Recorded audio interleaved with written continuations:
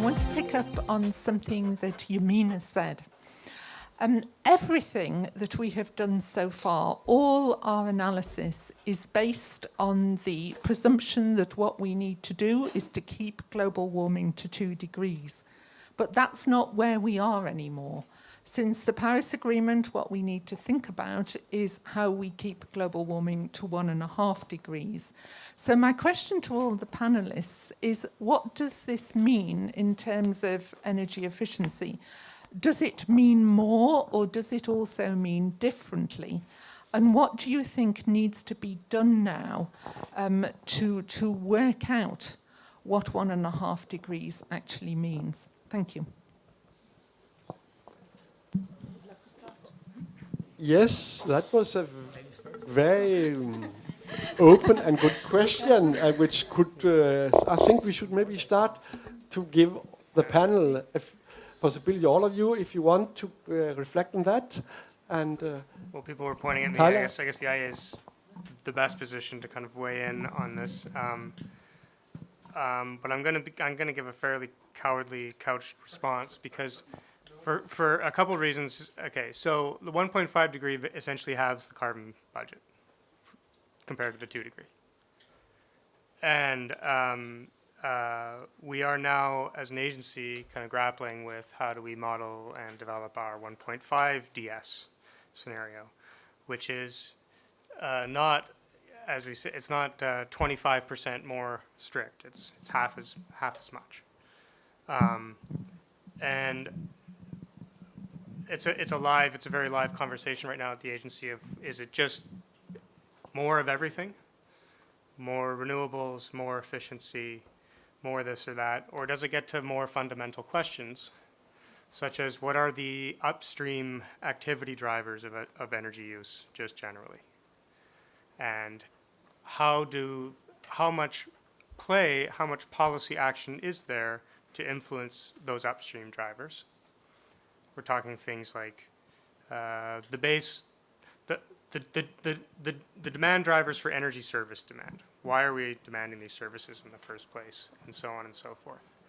I don't want to preclude what the analysis is going, but I think that there is space now to start discussing more so those upstream drivers, which are the inexorable rise of economic growth, the level of energy service demand, that's the high level of energy service demand that's being demanded in a lot of developed countries.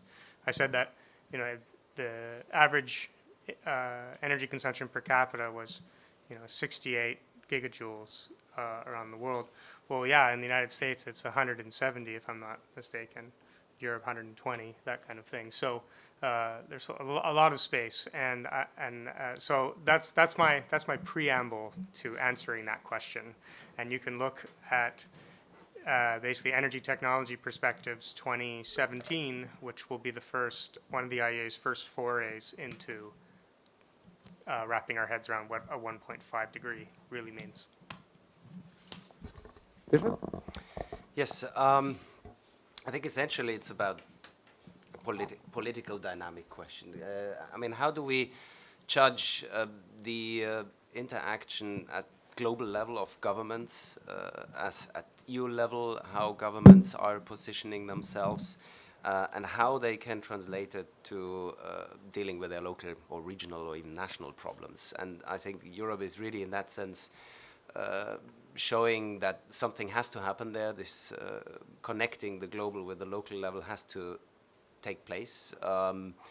The Polish government and what it does about climate, the question is, how do you want to move on from 2 degree to 1.5 degree with a Polish government? It's very difficult unless you sort of nearly drop that point and say, let's talk about the local economy, let's talk about the challenges Poland is facing in terms of its population dynamic, in terms of structural pressures, in terms of geopolitics with its neighbors. And I think that's a perfect example where we would say energy efficiency is exactly that, local response, which you should take first. And then you see what happens with and how it impacts greenhouse gas emissions, whether it's enough or not. And it's similar, like, I guess, to what you said about tackling the question of energy demand first, and then you look at what's remaining, and then you come with, of course, supply side solutions and everything else. But we started the other way around with ETS, with effort sharing decision usually coming first. So we are not there yet. For me, energy efficiency first would be there, the principle to really play out much more strongly and see that as a question of changes in the way how we plan, design markets, economies, how money is spent. It's really a reorganization principle which should come in there, and then create the space to even discuss how and what really 1.5 degree means. Jakob? Yeah, thank you very much for the question. First of all, I forgot to comment on that in my talk, but I plan to, so now I have the opportunity to do this. So I will start by answering it in the spirit of our study, where we compared the two pathways, the energy efficient pathway and the energy intensive pathway. And for some of the regions, for example, for the EU, this would just, to increase the ambition to a 1.5 degree target until 2030, we only looked until 2030, would in a way mean we need the union of both these pathways. So the difference between the pathways will disappear. We will have both almost all the energy efficiency options and the options for decarbonizing supply. So this just means, okay, energy efficiency becomes even more important because there is no alternative anymore. But for some regions, we also realized already for the 2 degree target that we are quite close to exploiting all options. That's why the savings in India in particular, but also in China, were much lower per ton of emissions. And in this case, I think this points much more to the point that a lot will be decided after 2030 too, and the question of negative emissions will re-arise. So that that even for the 2 degree pathways, a lot of the scenarios assume negative emissions, and I expect that we will have a lively debate on this. But also, I think the lack of different options will put up front the topic of that we had before here of sufficiency of lifestyles, and not only in the fast developing countries, but also here in our regions. Thanks. Yamina? For me, Paris Agreement is the most revolutionary agreement that we had in the last centuries. Actually, before Paris Agreement, President Hollande on the French TV said, "This is where we signed. This is where a human rights agreement was signed." And this changed the face of the world. And I hope we are working to make the climate agreement signed in Paris to change the face of the world again. And when you look at it from the European perspective, what I showed, of course, for modelers, comparing the result of primes to the IEA to DS is impossible. From modeling perspective, it's like they don't like to do that. At the time I was modeler, I wasn't very happy to have my data, my result compared to other models.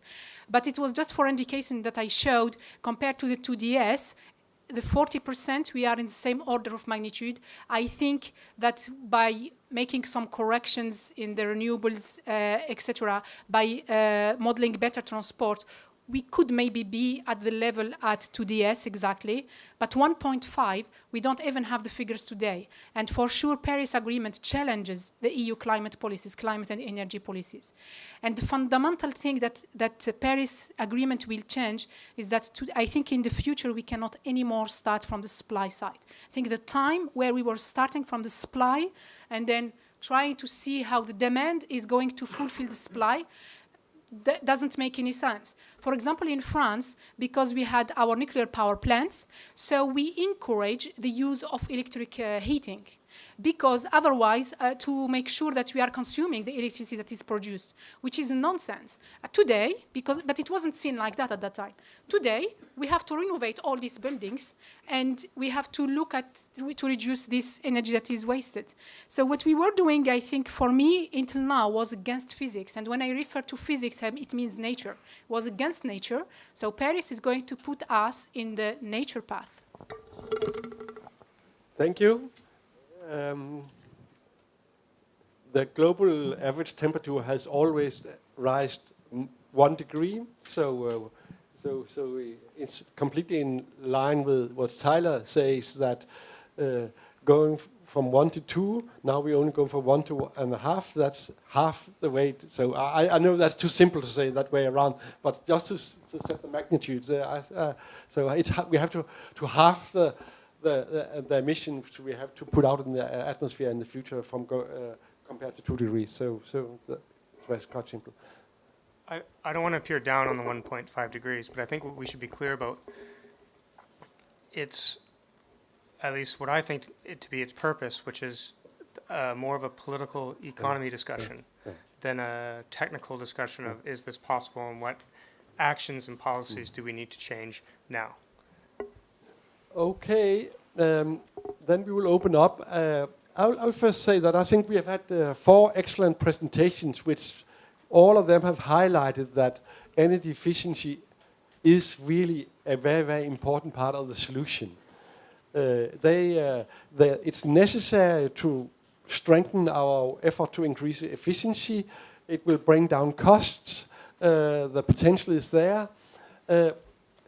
And there's also strong evidence that EU has to increase its energy efficiency target. But what will happen, and how do we deliver these savings? What kind of policies? A target is not enough by itself. And on the other hand, when I meet people here from member states in the committees, they say, oh, the regulation we already have, EPBD and ED, is too strong, too difficult, too costly. We have to weaken it now. I hear a lot of member states saying that. So on one hand, we say we need to do much more. On the other hand, I hear member states saying, oh, it's too costly what we already have. This is really a dilemma. Just my question here for the discussions, what do we do about that?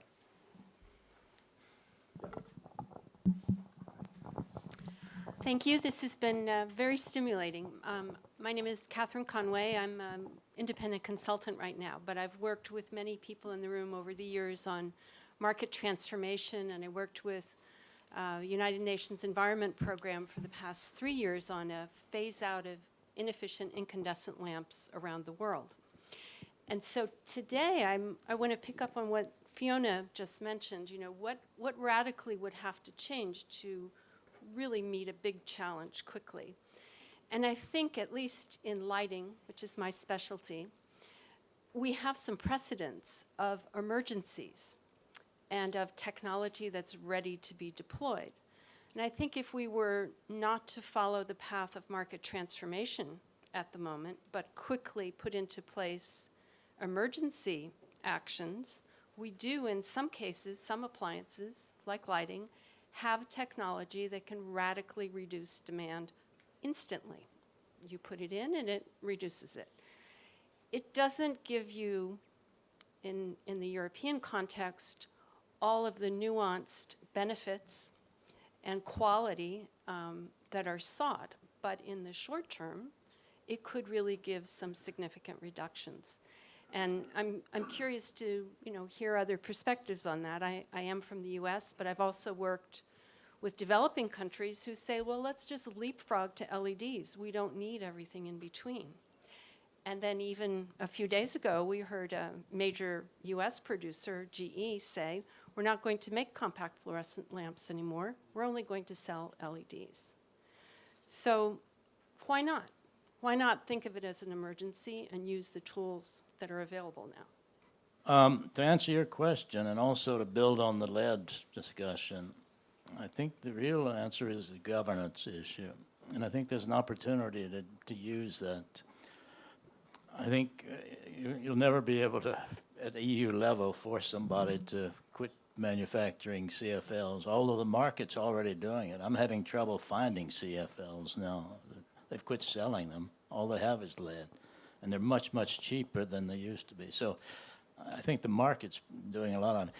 But the idea of the discussion now on governance, I think, offers a lot of opportunities as a quasi-target, in a sense. You can develop governance to the point where it's almost as effective as a target. I mean, it's like filing your income tax declaration. It becomes automatic. You get a template or a form and you fill it in and you don't complain about it. I mean, that's what took many years, even with the income tax forms, but it's there. I mean, people accept it as a fact. So my point, and the short answer is that we should definitely try to use the ongoing governance development now as a means to get there. It's not the only way, but it's one of the, it's a pillar which is extremely important, I think, and it should not be overlooked. Thank you. I think we have one element missing here, and that is with all the calculations that you have presented here, they are made under some sort of assumption that, first of all, it's some sort of economic rationality. And yes, that defines how big the potential is. And yes, it's totally right. We need to calculate that potential in order to convey the message to politicians and so on, how much there is to do. But the big problem is that this economic rationality does not exist in the word of the customers, the people who are assumed to do it. And a lot of the energy efficiency measures out there have to be undertaken by people out there who, in the words of Daniel Kahneman, they think fast, they don't think slow. They should think slow, they should think rationality in rational terms, but they don't do it.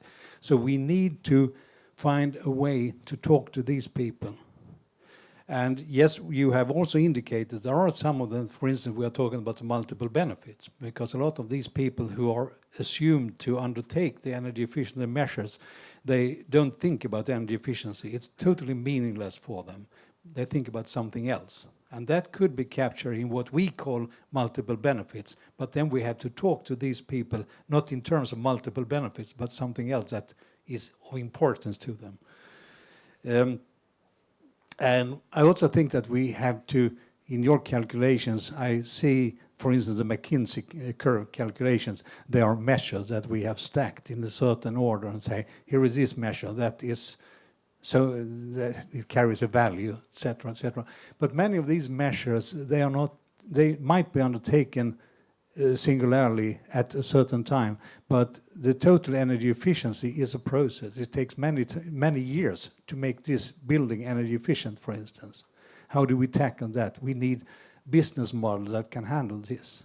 So my reflection when I listen to you, yes, you're right, but how do we make real people do it? Well, first of all, Peter, the dilemma you mentioned about we know it's all good, but then national authorities are very cautious and find it already too difficult, and sort of couldn't be bothered with more of that, which I think is, first of all, not something new. We have seen that in many policy areas, that there is a tendency to try to slow down things, to be a bit cautious, which is, I think, the stage of a policy making or policy area where the resources are simply not there at national level, the authorities. I mean, the number of people working there is just small numbers. The diversity of ministries involved, it's not somehow pulled together in most countries to a single authority or ministry who can deal with all the variety of aspects.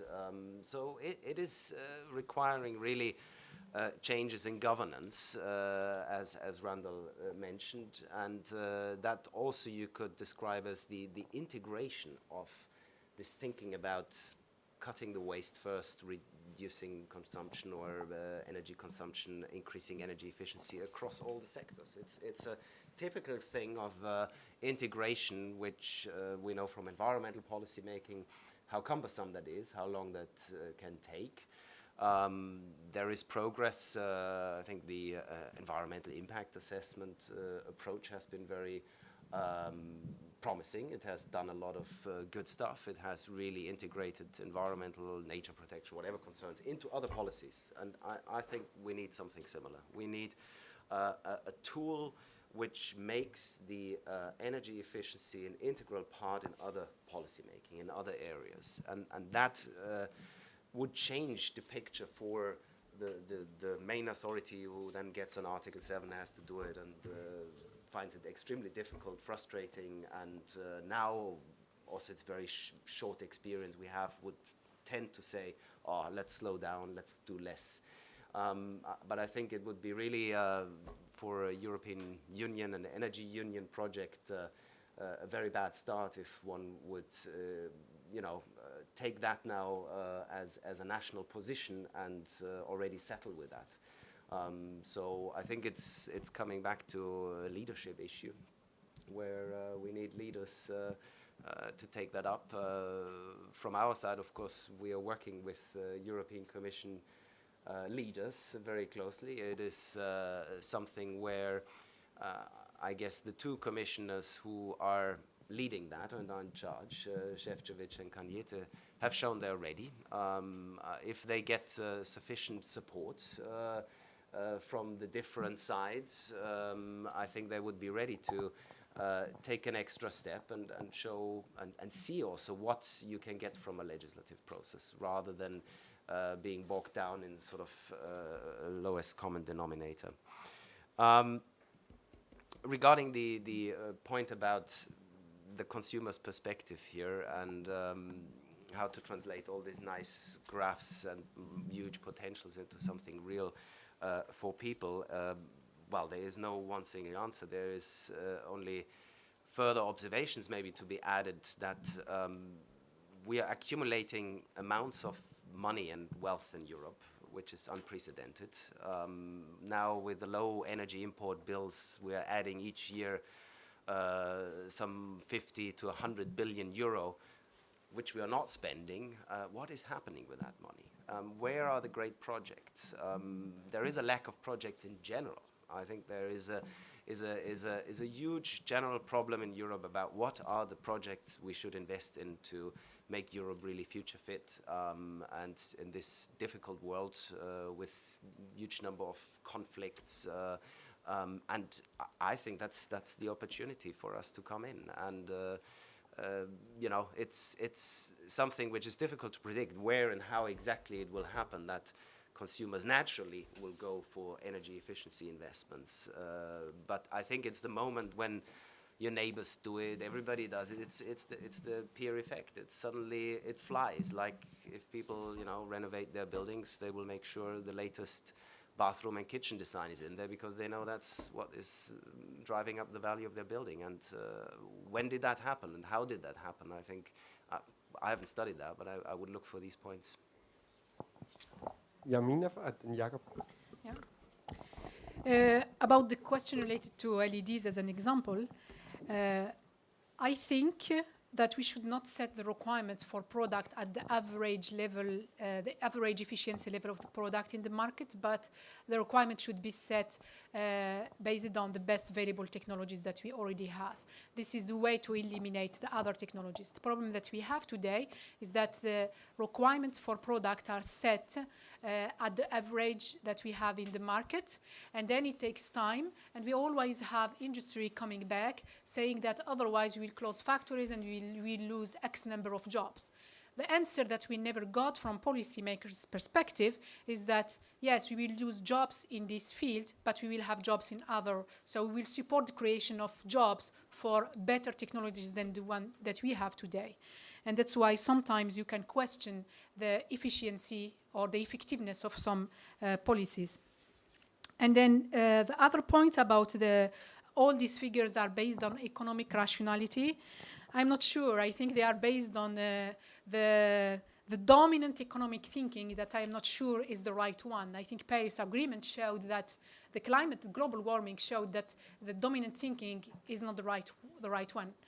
And the way to change that, a lot of people refer to the IA publication, multiple benefit publication, but only few people know how this publication was born. I was at the IA at that time.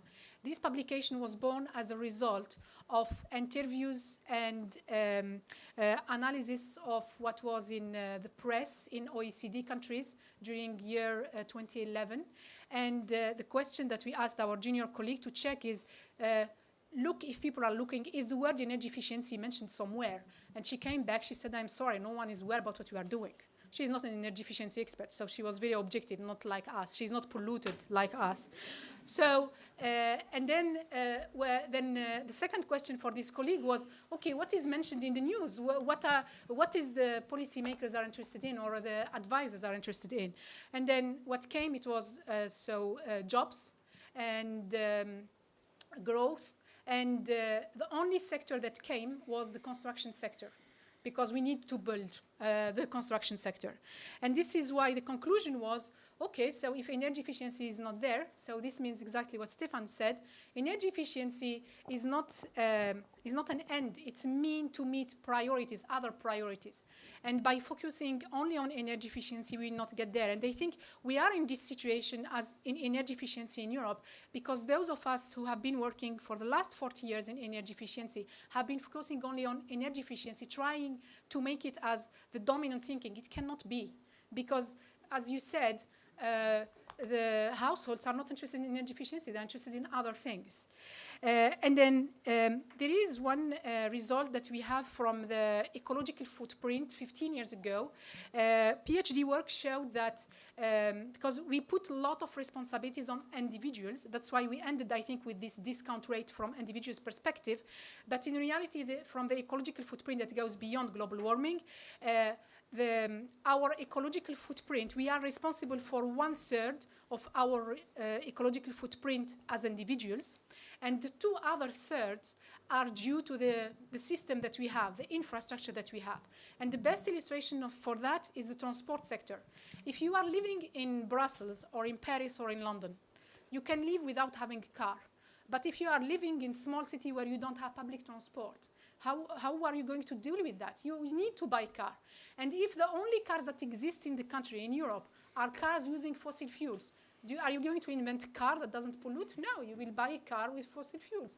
And this is how you end up in this system. So I consider that what is wrong in the current thinking is to put the whole responsibility on individuals. And I do consider, based on what I learned from the ecological footprint, as that the individuals will be responsible the day we will be able to deliver to the individual an energy efficient system. This means energy efficient buildings, and this is where the behavior impact comes, because the behavior impact in the current energy system is very low. The behavior impact will be much more important, and we know this from passive house and zero energy buildings, will be much more important when you have an efficient energy system. And then, of course, how to make this happen, we need to completely think the business model, if it exists. I don't consider that currently we have business model for energy efficiency. And that's why the Energy Union Strategy paper is important, because it calls for rethinking everything. But we are not yet there. And of course, all these points go to Randel's point about the governance. If we don't question the governance that we have today, we will just be turning around with the same things. I did check about the policies, the energy efficiency policies that we have. Basically, we have 4 decades of experience in Europe and the US, and they are all based, in reality, on 2 measures: MAPS, minimum energy performance standards, and label, providing information. In 40 years, that's all what we have been able to invent, and we haven't been able to implement it in the right way or to design it in the right way. And it's valid for all countries, actually. Thanks. Jakob? I'd also like to comment on the question about bounded rationality and multiple benefits. So first of all, so I think the assumption of rational behavior wasn't really included in the study, but it comes at the point when you ask, so why aren't the cost-effective measures the cheapest measures not implemented? And of course, you're right that there are severe barriers for a lot of these measures. But first of all, the studies tell us that the savings are that large that we can at least spend some money on this. So spend some money on transaction costs, whatever that is. But an example would be Yamina's kind of guarantee funds that allow investors to go in that area. But there remain quite a lot of barriers, and I also think that the aspect of diffusion of innovations is quite an important one, and that's why we also support the creation of energy efficiency networks, in particular in different industry sectors, to really get the topic and the knowledge to the relevant actors, and to help support this. Of course, there are also quite a lot of measures that counteract a bit this kind of things. When we look at the transport sector, as you did, for example, to have an SUV that is rated as an A efficient car, that may be a bit counterintuitive, but yeah. So in a way, this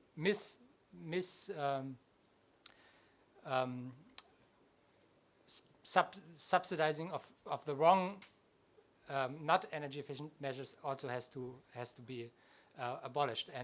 And then when we come to multiple benefits, I think that we also see a lot of things happening due to multiple benefits, and often we just don't realize, for example, that China is now moving that as much as it does. It is not related to that they want to be the front runners in energy efficiency, but that they have problems with air pollution, that they have problems continuing with their economic growth, and therefore they go for this pathway.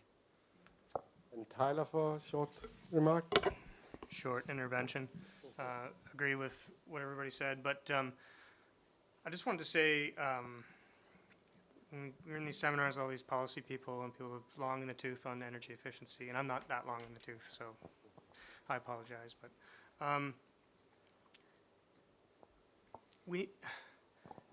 a lot of discussions on how do we get customers to adopt this, what are the policy changes, this or that. We just need to allow a stable vessel by which people can make a lot of money on energy efficiency. Renewables, wind, solar, that was all bit too little, too late kind of stuff 15 years ago. It was the same kind of communities as the energy efficiency people. It was mom and pop organizations and weird innovators and entrepreneurs and that kind of stuff. And eventually there was a policy framework that just came out and valued this resource as appropriate, and businesses consolidated and billions of dollars were made.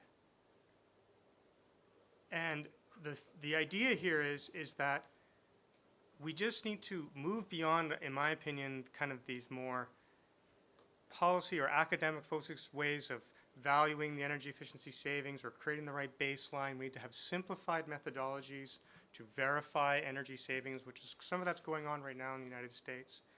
And then we need to hit the boots on the ground and let the business people and entrepreneurs sell this resource, which is what's happening. Has anybody heard of Solar City? It didn't just take off. They hired hundreds of salespeople to go out and knock on people's doors and ask them if they wanted solar panels. People just didn't all of a sudden find Jesus and say, I'm going to install a solar panel on my roof.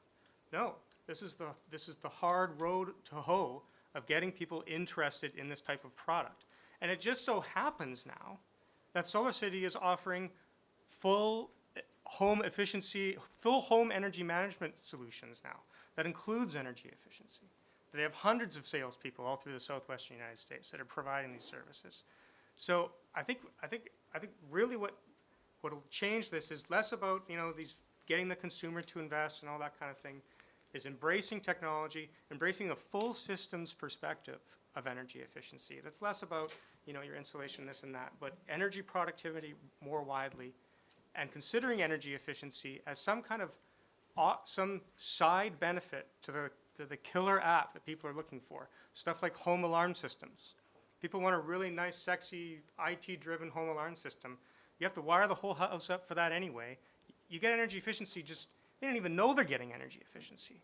But if you have frameworks that value those energy savings, if you have market-based mechanisms that allow businesses to sell that back into the grid or to get returns on that from government, then you're off to the races.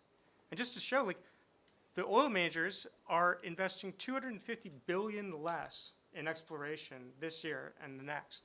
That's 250 billion of capital that's just swirling around out there, waiting to be invested in something. If we had the right frameworks to value energy efficiency, it could just all go to there. And I think that that's kind of the next step on the policy, is kind of getting around that and allowing people to make money on energy efficiency investments. Okay, now we move on here, and we have at least 4 or 5 first here, yeah, and we take them in a row.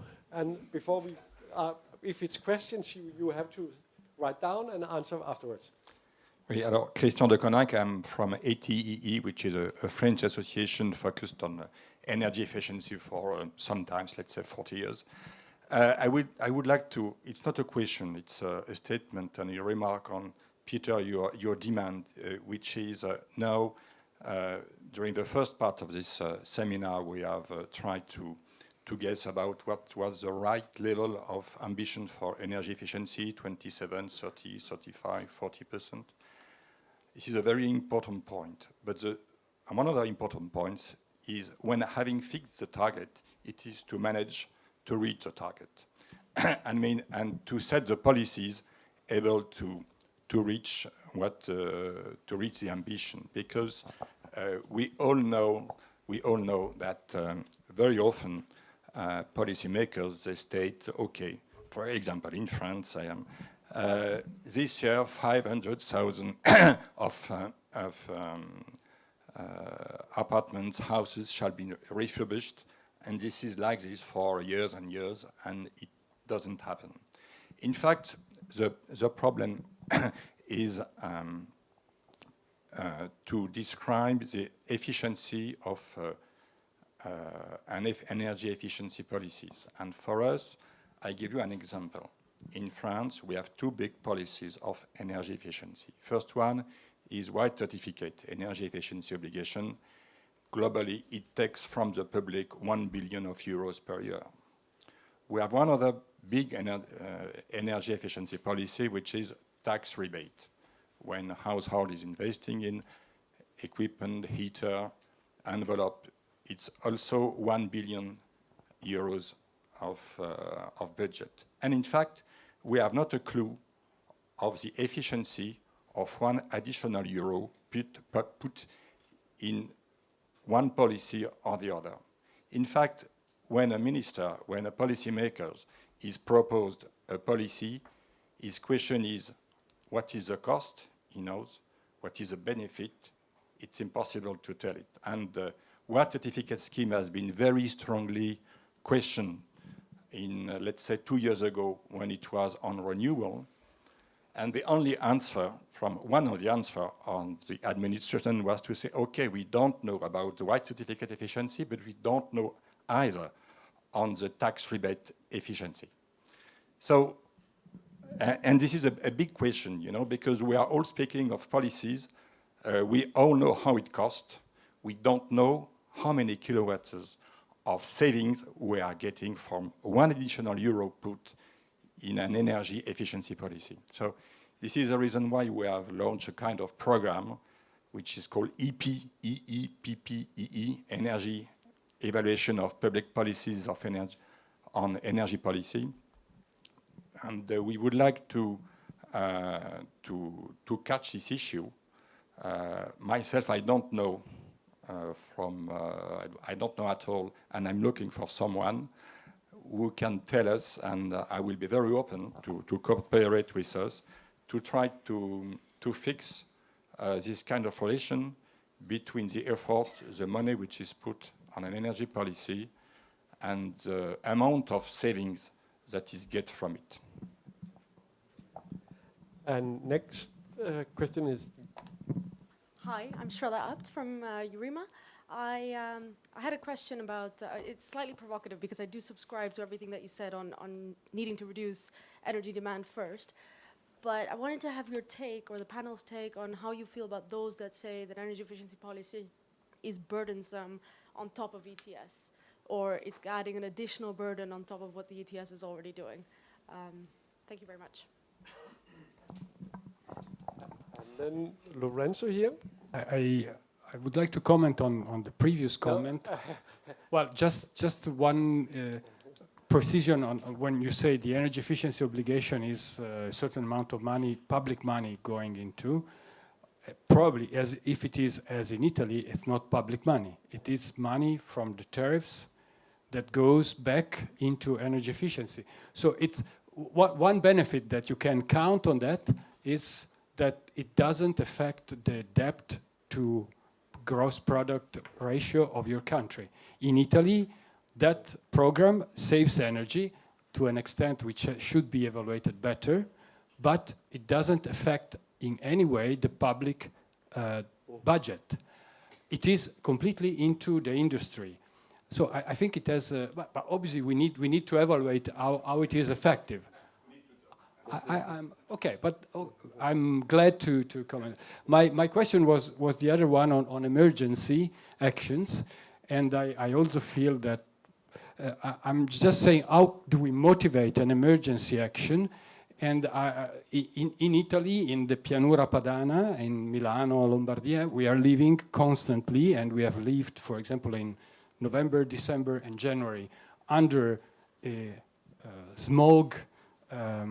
So we are in one of the most polluted areas in Europe, and the Energy Environmental Agency says this means 9 months of life lost for every European, the pollution, and in Pianura Padana it's 14 months for each of us, the probability to lose.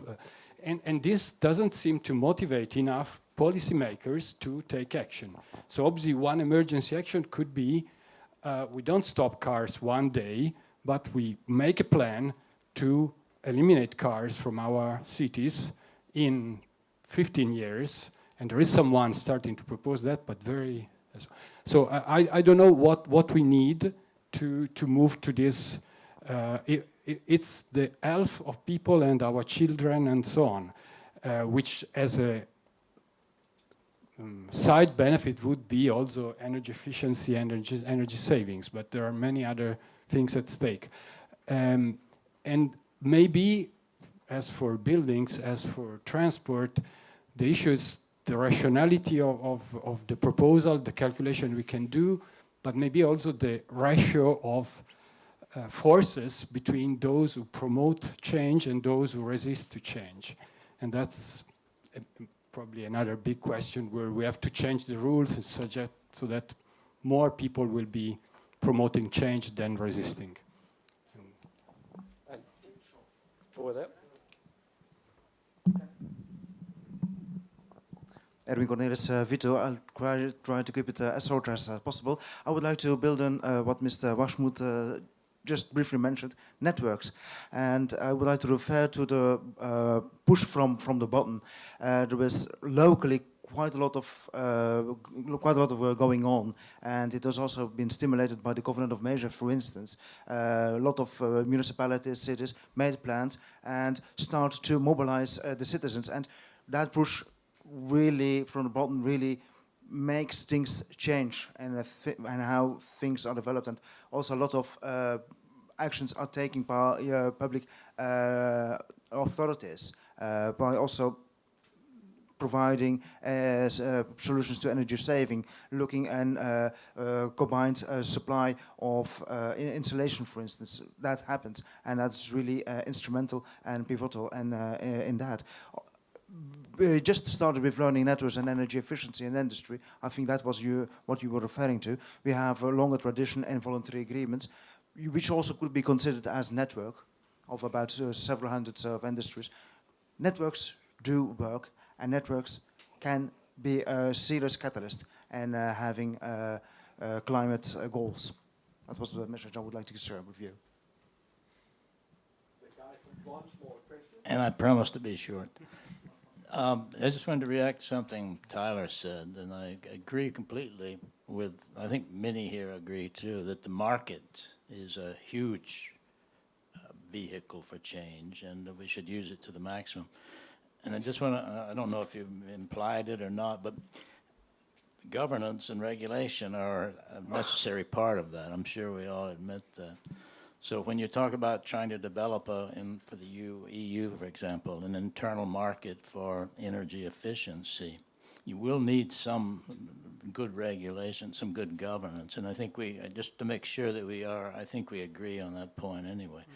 But ultimately, you have to have the market behind you. Otherwise, it'll take forever. You have to mobilize market forces.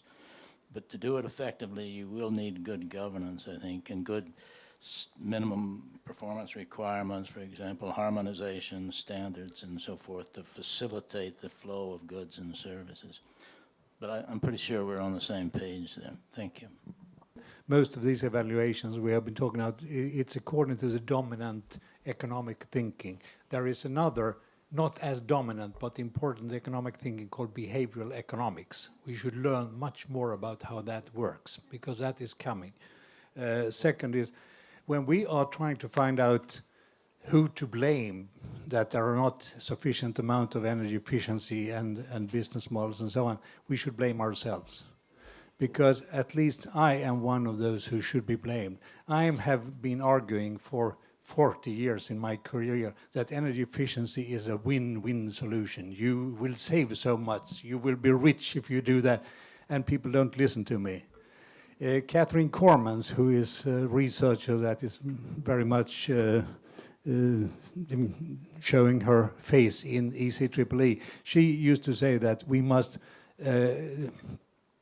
show the strategic dimension, in particular to companies, to show that energy efficiency is strategic for them. It means something that enables them to, whatever they want to do, grow, be more important, but stop talking about the economy. They don't listen. So one comment actually to Taylor's comment about the renewables, when he made the comparison for renewables, I think that the renewables have been successful because what renewables is about, it's supply side. For me, it's business as usual. We know that you produce energy, you sell it. But producing saving, are you going to sell them? But then, that's why this is one of the reasons how we had the uptake, but it's good that we had the uptake of renewables. But then I fully agree with Randall. I think he said that we need to mobilize the market. To mobilize the market, for example, in the 27% savings target that we have today, the decarbonization scenarios, when you look at them the first time, you understand that the building sector, we have been very ambitious for the building sector. This is my first reaction when I looked at this. That's why the share of energy consumption in the building sector will be lower. But when you look at in details, what is in the 27% target, which is the agreed target today, for energy renovation is not going to create renovation, a market renovation. And that's why we are not able with this target to mobilize the market. So the target is important to be able to create this market and to mobilize all market actors to invest in energy efficiency. Otherwise, it's not going to happen. So I don't think that it's going to happen with the 27%. And then this comes to the first question that we had about reaching the target. Today, the target that we have for energy efficiency is an indicative target. When the State of the Energy Union was published in November, we checked again where we are going to be by projecting the current targets of member states. The sum of all these targets shows that we will not be in 2020 at 20%. We will miss the target by, if I remember well, 2.6%. But when it's indicative, this is why I said, when it's indicative from, I'm not a lawyer, but how can you enforce something that is indicative? It's basically like if you have the red light in the street and it's up to you to stop or not stop. So you will not stop. You don't need to stop, actually. But then, of course, there is an issue because we don't evaluate the policies. And the example that was mentioned was the tax rebate in France. It's not, I don't know why exactly, but it's not tradition in Europe to evaluate the policies. It's quite new to have this evaluation, and especially to have third-party independent evaluation. This is what is important, but it's not only about evaluating. Because if I am designing something, of course I will design something that I think is good. And if I have to evaluate what I have designed, I will say that it was extremely good. So how can I evaluate myself? You have never been a civil servant, I sometimes design something which I know is not good. But did you say it publicly? Yeah. Yeah, oh, you do. Okay. Well, if you were, I think so. You are an exception, maybe. Anyway, so we don't evaluate. And for your information, there is the evaluation conference is taking place in Amsterdam in June this year. So maybe it's a place where you could debate and meet with evaluators. And for the tax rebate, especially for the case that you mentioned, it has been evaluated, kind of evaluated by the IEA. There is a report from 2012. And we had someone looking to this, and the conclusion is that the tax rebate, France should stop the tax rebate. It doesn't drive energy efficiency, it doesn't drive innovation. But of course, the French government doesn't listen. And then there is the issue of the question of ETS and energy efficiency. The way I would answer this is, how much did the ETS deliver so far? And I will let this, it's pity that we don't have the ETS expert here from the Commission to answer this question. I don't think ETS delivered. I don't believe that ETS could deliver, actually. And plus, I do think that ETS is taking the problem from the wrong side, not from the demand side, actually. And again, I come back to physics. And going back to physics is going back to nature. So ETS is against nature. And then the last point, is about the health impact that was mentioned. So there are, as follow-up to the IEA work, it seems there are at least 2 projects looking to the health impact. And why it's not taken into account? There is a study from the Environment Agency looking to multiple benefits, not only to the health impact. And then there is a study funded by Intelligent Energy Europe on multiple benefits. And why this link is not made? One thing that we learned from the IEA study is that we don't really have methodologies on how to evaluate this impact, on how to make this link. And what these 2 studies will probably help in putting in place methodology to make this estimate. And I think this is more convincing argument, then I come back to how the multiple benefit project was born, is more convincing argument than talking about energy efficiency. If you look at in the US, the Air Quality Act is driving the emission reduction. So because of the health issue, and it's not only in the US, it's the same story in China. So that's why, again, we need as energy efficiency community to get out of our energy efficiency box to be able to make energy efficiency happening. And the 2 last points, I am not blaming anyone. I am not blaming anyone. I am just an analyst, so I look what happened over time, and I see that, unfortunately, it's disappointing what did happen so far. If you look at the EU, we have 40 years of energy efficiency policies. Basically, if someone was born, for someone who was born in the 70s, who is today 40, he will be considered as adult. But for energy efficiency, I think we are still fetus. I don't know how to say this, not yet born. And everyone talks about changes, but no one would like to change, actually. And this is maybe probably the main issue, and this is where we go to behavior economics. Thanks. Jakob? Yeah.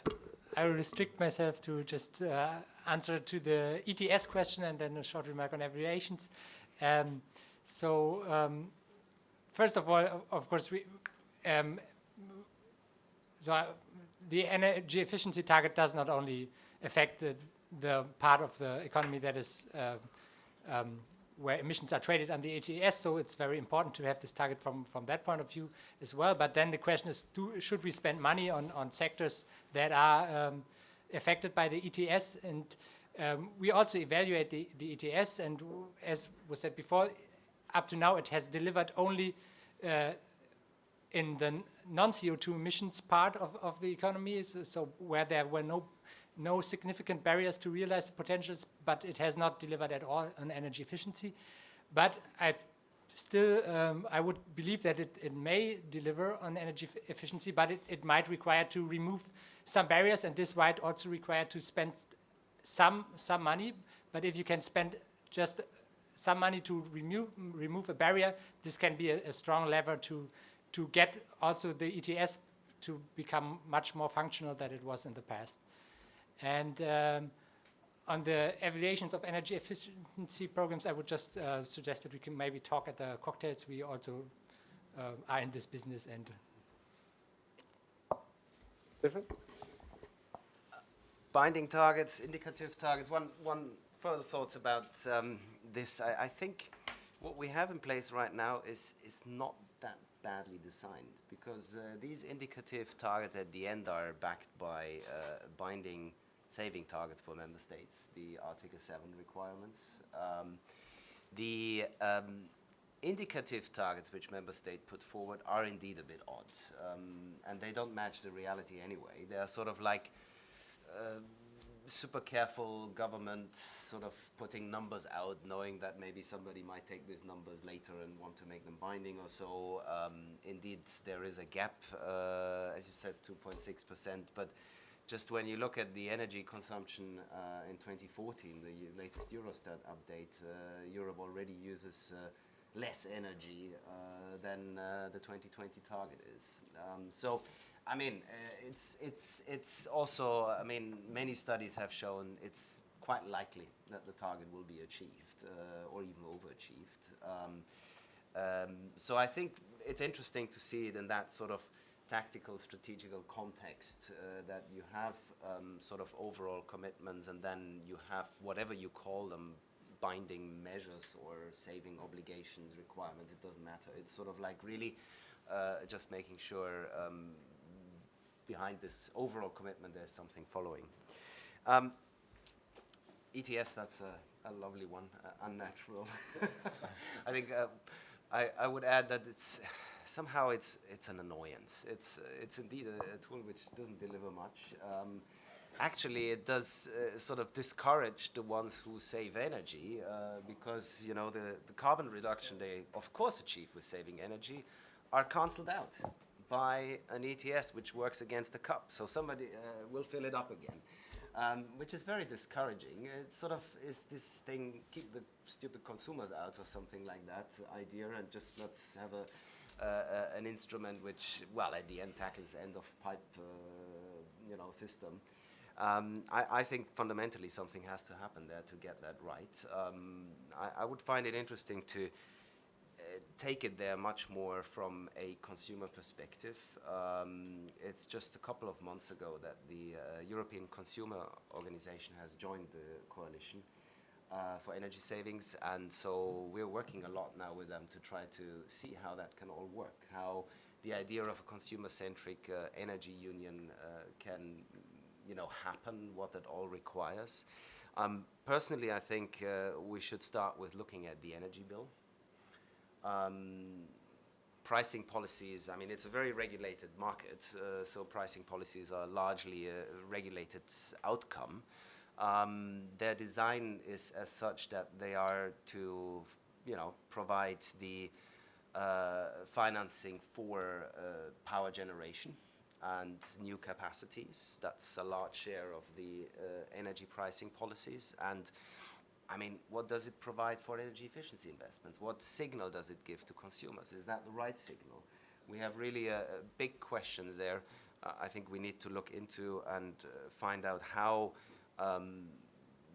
whatever, sort of let's do real business thing comes in here, it's true, but also the signal you have with pricing policies is really a sort of key, I think, a key moment or key place where we can decide where it falls. Is it continuing to be increasing supply, or is it going to be investing in the demand side? Tyler, will you have a final word here before we close? I'll be quick. Oil savings, just to pump the tires of a core function of the IEA, is energy security. In fact, that's the core of the IEA. That's why we were created. We just finished a draft report on saving oil in a hurry. We have a saving electricity in a hurry, using short-term efficiency and conservation measures. Very simple kind of policy recommendations, making sure when people go to the station, there's an attendant that just checks the tire pressure of every vehicle that goes through. It's very simple. It says taking racks off the cars, that kind of thing, and then you can scale from there. Just on oil, though, I didn't talk about this at all, but the oil market's obviously been interesting a lot of us lately, and And efficiency ought not be ignored in this whole story about oil prices. We looked at what I estimated to be the primary oil savings from energy efficiency in the OECD. And those primary oil savings were about 2.1, 2.2 million barrels a day from efficiency improvements up till about from 1990 to 2014. Evidently, that is about the exact same as new net global supply of oil in that same year. So efficiency was basically shaving off as much oil demand as the net new additions of supply. The discussion has been all about what new supply has done to the market, but we don't really have a full grasp on what efficiency is doing there as well. My whole point, my whole animated kind of disturbed little rant there was about getting our governance and our policy mechanisms right so that we start creating viable business models for people.